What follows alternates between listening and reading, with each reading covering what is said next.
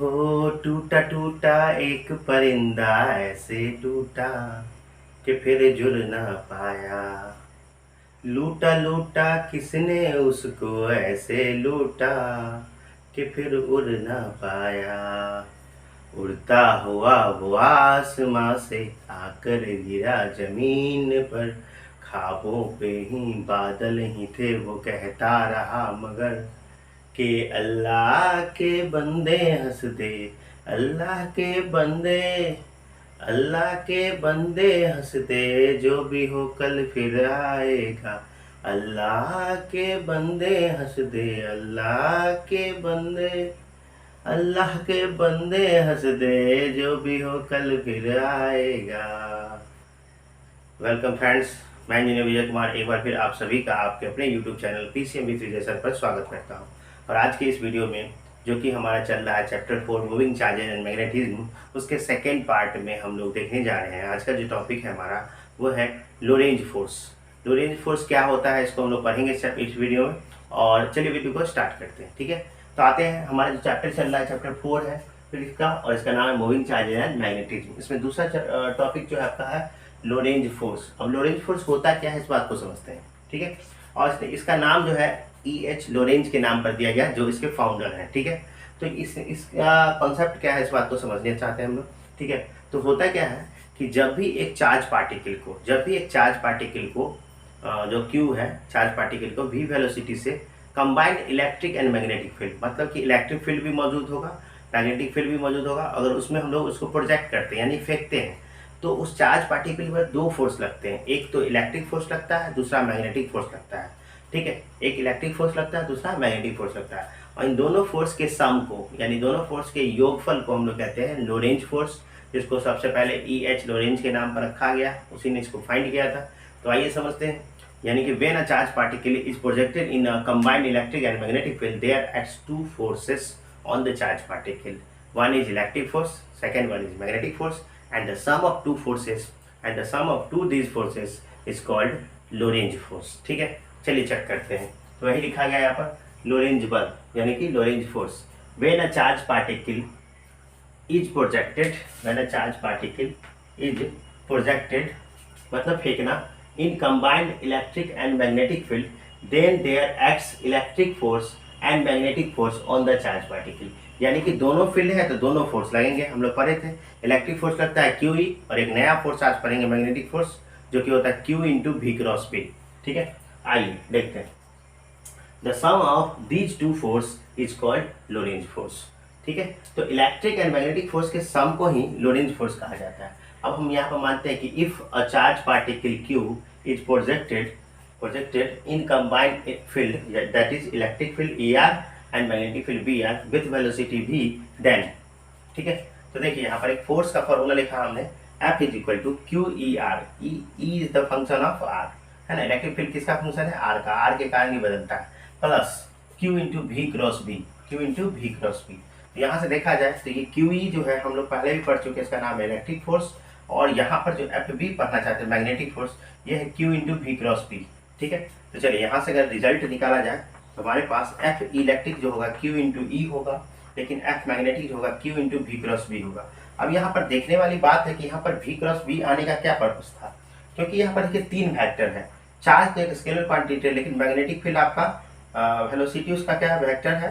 और साथ ही आपका मैग्नेटिक फील्ड भी वेक्टर है, वेलोसिटी भी वेक्टर है, मैग्नेटिक फील्ड वेक्टर है। दो वेक्टर का क्रॉस लेंगे तो एक नया वेक्टर मिलेगा, जिसको फोर्स कहते हैं हम लोग। यहाँ पर मैग्नेटिक फोर्स, और इसको अगर हम लोग लिखेंगे किस फॉर्म में? स्केलर फॉर्म में लिखना चाहेंगे तो QVB साइन थीटा। हम लोग जानते हैं कि जब भी दो वेक्टर के बीच का क्रॉस हटता है तो उस पर कौन सा एंगल आता है? साइन थीटा आता है, ठीक है। तो साइन थीटा यहाँ पर आ गया। चलिए अब आते हैं कि यहाँ पर अगर देखा जाए तो फिर से एक बार चेक कर लीजिए कि मैग्नेटिक फोर्स जो है, जो कि हमारे लिए नया है। इलेक्ट्रिक फोर्स को हम लोग पहले से जान रहे हैं, F बराबर QE होता है, ठीक है। मैग्नेटिक फोर्स में क्या आ रहा है? QVB sine theta. यहाँ पर साइन थीटा जो है angle between velocity and the magnetic field है, यानी कि चार्ज पार्टिकल को मैग्नेटिक फील्ड से कितने एंगल पे फेंकते हैं उस पर डिपेंड करता है थीटा, ठीक है। आइए अब देखते हैं हम लोग कि ये जो है फोर्स ये किस तरह से, और उसकी प्रॉपर्टी को हम लोग समझना चाहते हैं, ठीक है। तो मैग्नेटिक फोर्स यानी कि FB depends upon QVB and theta between V and B, ठीक है। तो यानी कि मैग्नेटिक फोर्स जो है किन बातों पे डिपेंड करता है, तो मैग्नेटिक फोर्स तीन चार बातों पे डिपेंड करता है। चार्ज पार्टिकल के मैग्नीट्यूड पर, वेलोसिटी पर, मैग्नेटिक फील्ड पर और इस दोनों के बीच यानी कि वेलोसिटी और मैग्नेटिक फील्ड के बीच के एंगल पर डिपेंड करता है, थीटा पर। ठीक है, पहली बात। दूसरी बात है कि अगर चार्ज पार्टिकल पॉजिटिव है तो फोर्स की जिधर दिशा होगी, अगर चार्ज पार्टिकल नेगेटिव होगा तो फोर्स की दिशा ठीक अपोजिट हो जाएगी। ऐसा क्यों होगा, तो आप सभी जानते हैं कि एफ जब क्यू भी साइन थीटा है, तो अगर वही चार्ज पार्टिकल प्रोटॉन है तो जिधर डायरेक्शन होगा फोर्स का उसके ठीक अपोजिट डायरेक्शन होगा अगर वो चार्ज पार्टिकल इलेक्ट्रॉन है, क्योंकि इलेक्ट्रॉन एक नेगेटिव चार्ज है और नेगेटिव साइन अपोजिट को बताता है। ठीक है, चलिए अब आते हैं कि दूसरा पॉइंट, अगर आपका थीटा 0 है या 180 डिग्री है, यानी आप कह सकते हो कि या तो वेलोसिटी और मैग्नेटिक फील्ड का कोण, वेलोसिटी और मैग्नेटिक फील्ड के बीच का कोण 0 डिग्री है। आप खुद ही जान लीजिए कि साइन 0 भी 0 हो जाता है और साइन 180 भी क्या होता है, 0 होता है। यानी कि अगर वेलोसिटी और मैग्नेटिक फील्ड दोनों एक ही डायरेक्शन में होगा तो थीटा 0 होगा, या वेलोसिटी से ठीक 180 डिग्री पर क्या होगा, मैग्नेटिक फील्ड। क्योंकि साइन 180 और साइन 0 डिग्री 0 होता है, इसलिए आपका फोर्स ही क्या हो जाएगा, 0। यानी कि मैग्नेटिक फील्ड होते हुए भी, चार्ज पार्टिकल में वेलोसिटी होते हुए भी एंगल की वजह से ये आपका क्या होगा, 0 हो जाएगा। तो मैग्नेटिक फोर्स क्या कर सकते हो, when a charge particle projected along the magnetic field और in the opposite to the direction of magnetic field then there magnetic force is 0। क्योंकि यहाँ पर देखिए साइन 180 आता है या साइन 0, और ये दोनों के दोनों क्या हो जाते हैं, 0। यानी कि जब भी आप मैग्नेटिक फील्ड के पैरेलल किसी चार्ज पार्टिकल को फेंकते हैं तो भी फोर्स 0 होगा, और अगर 180 डिग्री में फेंकते हैं यानी अपोजिट डायरेक्शन में तो भी फोर्स 0 होगा। क्यों, क्योंकि इसके एंगल के कारण ऐसा हो रहा है। साइन 180 भी 0 होता है और साइन 0 भी 0 होता है। अब आते हैं तीसरा बात कि मैग्नेटिक फोर्स के डायरेक्शन को किससे देते हैं, तो मैग्नेटिक फोर्स के डायरेक्शन को किससे देखते हैं, तो मैग्नेटिक फोर्स का डायरेक्शन जो है मैक्सवेल के राइट हैंड रूल से देते हैं, मैक्सवेल के राइट हैंड रूल से देते हैं। हमने पढ़ा था पहले भी कि जब भी वेक्टर हो, क्रॉस प्रोडक्ट हो, तो वहाँ पर हम लोग किस तरह से निकालते हैं, तो वहाँ पर हम लोग राइट हैंड रूल का इस्तेमाल करते हैं। तो यहाँ पर जो है 3 फिजिकल क्वांटिटी हमारे पास डायरेक्शन के लिए, तो डायरेक्शन को हम लोग चेक कर सकते हैं किस तरह से डायरेक्शन निकालेंगे। मैग्नेटिक फोर्स के डायरेक्शन को देखिए, ओ टूटा टूटा एक परिंदा ऐसे टूटा कि फिर जुड़ ना पाया, ओ लूटा लूटा किसने उसको ऐसे लूटा कि फिर उड़ ना पाया, उड़ता हुआ वो आसमां से आकर गिरा जमीन पर, ख्वाबों में वो बादल ही थे वो कहता रहा मगर कि अल्लाह के बंदे हंस दे, अल्लाह के बंदे हंस दे, जो भी हो कल फिर आएगा। चलिए तो आते हैं हम लोग डायरेक्शन की ओर। तो देखिए डायरेक्शन में हमारे पास क्या है, 3 फिजिकल क्वांटिटी है। हमने फोर्स का फॉर्मूला पढ़ा है कि F B magnetic force is equal to Q into V cross B, तो वी क्रॉस बी। ठीक है, तो अगर मान लेते हैं कि ये रहा आपका और ये रहा, ये अगर मेरा भी है और ये क्या है, मैग्नेटिक फील्ड बी है, तो अगर हम लोग अपने 4 उंगलियों को अगर भी से बी की ओर मोड़ते हैं तो अंगूठे की दिशा हमको फोर्स की दिशा को दिखाता है, मैग्नेटिक फोर्स की दिशा को दिखाता है। ठीक है, तो यही बात हुई कि if we curl our 4 finger from the direction of velocity to the magnetic field then the thumb will give the direction of magnetic force. उस समय अंगूठा किसको बताएगा, तो चुंबकीय बल की दिशा को बताएगा। ठीक है, तो यहाँ पर क्योंकि देखो V क्रॉस B है, अगर V क्रॉस B है तो हमको V से ही 4 उंगलियों को B की ओर मोड़ना होगा, तब फोर्स की दिशा किससे दिखाई जाएगी, F से। ठीक है, अगर बताते हैं, अगर हम लोग बात करें तो यहाँ पर यही है, इसी को कहते हैं Maxwell right hand rule. Maxwell James class Maxwell ने दिया था कि अगर अपने राइट हैंड की 4 उंगलियों को हम लोग वेलोसिटी से मैग्नेटिक फील्ड की ओर मोड़ते हैं तो अंगूठे की दिशा किसको बताता है, फोर्स की दिशा को बताता है। ठीक है, तो डायरेक्शन के ये कॉन्सेप्ट है हमारे पास। अगर हम लोग उल्टा कर दें कि V को उधर और B को इधर रखें तो नीचे की ओर आएगा। ठीक है, अब आते हैं कुछ और भी बातें करने चाहते हैं हम लोग कि मैग्नेटिक फोर्स है तो मैग्नेटिक फील्ड क्या होती है और फील्ड का यूनिट क्या होगा, फील्ड का मात्रक क्या होगा, ये 2-3 चीजें देख लेते हैं। ठीक है, तो डायरेक्शन ऑफ मैग्नेटिक फोर्स किससे दिया जाता है, डायरेक्शन ऑफ मैग्नेटिक फोर्स और मैक्सवेल राइट हैंड रूल से दे सकते हो आप या स्क्रू रूल से दे सकते हो।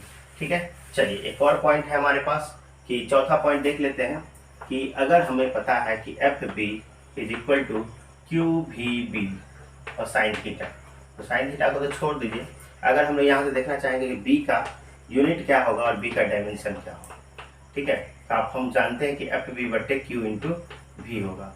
और एफ जो है न्यूटन है, एफ क्या है न्यूटन, फोर्स का होता है न्यूटन और चार्ज का होता है कूलम और वेलोसिटी का होता है मीटर पर सेकेंड। तो इसको ठीक से लिखा जाए तो newton into second by coulomb metre.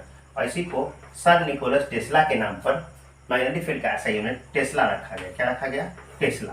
ठीक है, सर निकोलस टेस्ला के नाम पर मैग्नेटिक फील्ड का यूनिट ऐसा यूनिट क्या रखा गया? टेस्ला रखा गया। ठीक है, मैग्नेटिक फील्ड का यूनिट क्या रखा गया? टेस्ला। इसका सही देखा जाए तो newton second upon coulomb metre होता है। अब एक और चीज, मैग्नेटिक फील्ड का अगर हम लोगों ने मात्रक समझ लिया तो देखिए Tesla is the large unit. Tesla एक लार्ज यूनिट है, इसलिए एक स्मॉल यूनिट का भी इस्तेमाल करते हैं हम लोग, जिसका नाम है गॉस।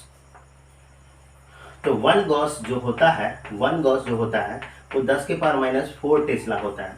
यानी कहने का मतलब है कि tesla is the large unit and कह सकते हो कि 10 to the power 4 times of gauss unit. Gauss से 10 के पावर 4 गुना बड़ा होता है टेस्ला। ठीक है, निकोलस टेस्ला के नाम पर दिया गया था regarding of the Nikola Tesla. अब आते हैं डायमेंशन। अगर कोई पूछ ले हमसे मैग्नेटिक फील्ड का क्या होता है, तो ऊपर देख लो आप फोर्स है, फोर्स का क्या होता है ml/t-2। चार्ज का क्या सीखे हम लोग? at। और वेलोसिटी का क्या जानते हैं जी? मीटर पर n(t-1)। यहाँ चेक करो आप, t से t कैंसिल आउट क्योंकि प्लस पावर और माइनस पावर है, और l से l यहाँ कैंसिल आउट होगा तो हमारे पास बचेगा m(t-2 a-1)। ठीक है, तो अगर हम लोग बात करें इस वीडियो की, इस वीडियो में हम लोगों ने ये जाना कि when a charged particle is projected in combined electric and magnetic field, then there acts two forces on the charged particle. One is electric force and second one is magnetic force. The sum of these two forces is called Lorentz force. ठीक है, क्योंकि इसका नाम Lorentz के नाम पर पड़ा। E.H. Lorentz ने सबसे पहले इस फोर्स के बारे में बताया था। अब हमने पता करा कि कितना होता है। तो अगर किसी चार्ज पार्टिकल Q को v वेलोसिटी से कंबाइन इलेक्ट्रिक फील्ड और मैग्नेटिक फील्ड फेंके हैं तो वहाँ से हमारे पास फोर्स का फॉर्मूला आया है लोरेंज फोर्स का, F बराबर QE plus Q into V cross V. तो यहाँ पर मैग्नेटिक फोर्स की बात करी जाती है, होगा QVV साइन थीटा, या F बराबर Q into V cross V. अब यहाँ से हम लोगों ने कुछ उसके फीचर पढ़े कि मैग्नेटिक फोर्स किस किस बातों पर डिपेंड करेगा। तो चार्ज Q पर, V पर, मैग्नेटिक फील्ड पर, और angle between V and B, यानी वेलोसिटी और मैग्नेटिक फील्ड के बीच के कोण पर। दूसरी बात कि अगर आप मैग्नेटिक फील्ड के पैरेलल या एंटी पैरेलल चार्ज पार्टिकल को फेंकते हैं तो उस पर लगने वाला फोर्स 0 होगा, यानी कि विदाउट डिफ्लेक्शन को उसी दिशा में चलेगा, क्योंकि यहाँ पर एंगल 0 है तो साइन 180 भी 0 हो जाता है और साइन 0 भी 0 होता है। और आपका फॉर्मूला है F बराबर QVV साइन थीटा। तो जहाँ पर 0 हो गया तो पूरा मैग्नीट्यूड 0 हो जाएगा। ठीक है, तीसरी बात, the direction of magnetic force is given by Maxwell right hand rule. Right hand rule ने क्या कहा कि अपनी वेलोसिटी से 4 उंगलियों को इस तरह से मैग्नेटिक फील्ड की ओर दिशा मोड़ा जाए कि अंगूठे की दिशा किसको बताएगा? तो फोर्स की दिशा को बताएगा। ठीक है, तो यही है मैक्सवेल राइट हैंड रूल। ठीक है, इसको स्क्रू रूल से भी समझ सकते हैं। अगला पॉइंट हम लोगों ने पढ़ा कि मैग्नेटिक फील्ड का यूनिट क्या होता है। तो यहाँ से हम जानते हैं कि F ये फोर्स है, ये चार्ज है, ये वेलोसिटी है, मैग्नेटिक फील्ड है, साइन थीटा को छोड़ दीजिए। तो यहाँ से बात करें मैग्नेटिक फील्ड की, तो फोर्स बटे चार्ज इंटू वेलोसिटी। फोर्स का होता है न्यूटन, चार्ज का होता है कूलम, वेलोसिटी का होता है मीटर पर सेकंड। मीटर से सेकंड यहाँ ऊपर चला जाएगा तो newton second by coulomb metre. इसी को महान वैज्ञानिक निकोलस टेस्ला के नाम पर टेस्ला दिया गया। Tesla is the largest unit, therefore we use another unit which is called gauss. 1 gauss is equal to 10 to power -4 tesla. ठीक है, अब आते हैं एक और चीज हम लोगों ने पता किया, डायमेंशन। तो डायमेंशन में क्या करेंगे, फोर्स का ऊपर ml(t-2), नीचे चार्ज का at और l(t-1), t प्लस और -1 कट कैंसिल आउट होगा, l से कैंसिल आउट होगा, ऊपर m बच गया, m के पावर 1, t के पावर -2 और a के पावर -1। ठीक है, तो आशा करते हैं कि वीडियो आपको बहुत अच्छे से समझ में आया होगा। ये आपका सेकंड वीडियो था इस चैप्टर का। अब फिर मिलते हैं थर्ड वीडियो में जो कि इसके बाद आएगा। ठीक है, तब तक के लिए जय हिंद।